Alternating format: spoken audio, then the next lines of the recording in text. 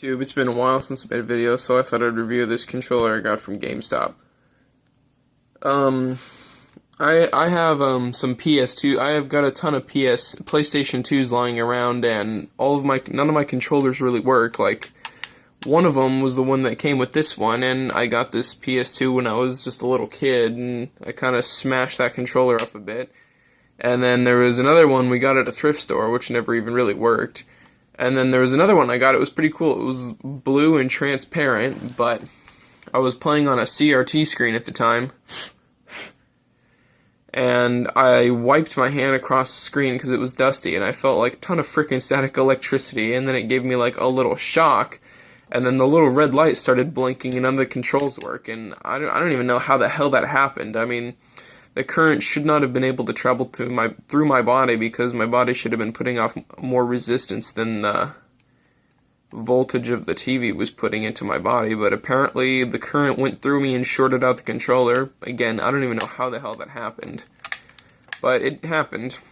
And hold on a sec here. Sorry about that.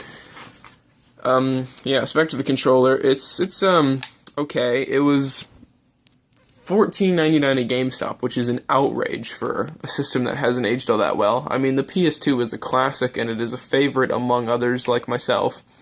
But, I mean, face it, it really has not aged well at all. It's unfortunate. You can barely buy accessories for this. This was the only controller in the store that would work for this. They didn't have any used PlayStation controllers. They didn't even have any PS2 games anymore.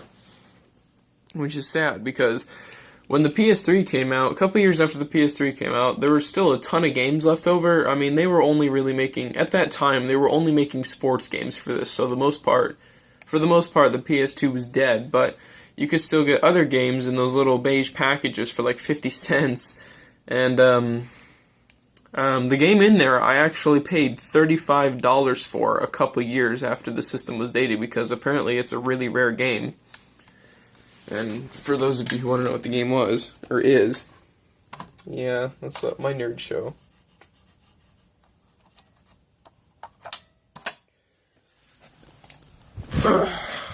Anyways, so back to the review. I'm going on tangents here. This controller I don't really like. I mean, it's pretty responsive. The controls work very well, but as you can see, it's like an Xbox controller. The D-pad is here, and then the L3, the joystick, is right here. And I don't like that because when I'm gaming, I like to hold my controller like this. But when I'm doing this, like my thumb is just too close to my hand, and I don't like that. It just feels freaking flimsy as shit. It's really small too. I mean, it's not that small, but it's smaller than an average PlayStation controller. That, or my hands have grown a lot since the last time I played this thing. But it's small, it feels cheap, it doesn't vibrate, so if you get shot or you jump in the air and land on a log or whatever, it doesn't vibrate. Yeah, so I just got it. It just works. That's all it does, is it works. And apparently you can use this on a PS3 too, not just PS2s. Because, coming out of here, it's got a little USB.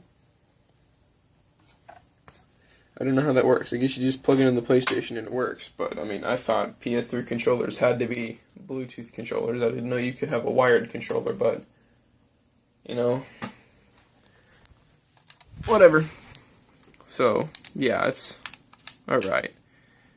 And I just kind of had to get this, because I got a ton of PlayStation 2s just lying around because of some problems I've had with them, and I just bought some for the hell of it and some I picked up for free, but I've got like a collection of those things somewhere, and maybe show you another time, but I'm just doing a review of this controller. I don't like it. It's overpriced for what you get for it, because, I mean, I don't even think the original PlayStation controllers were $14.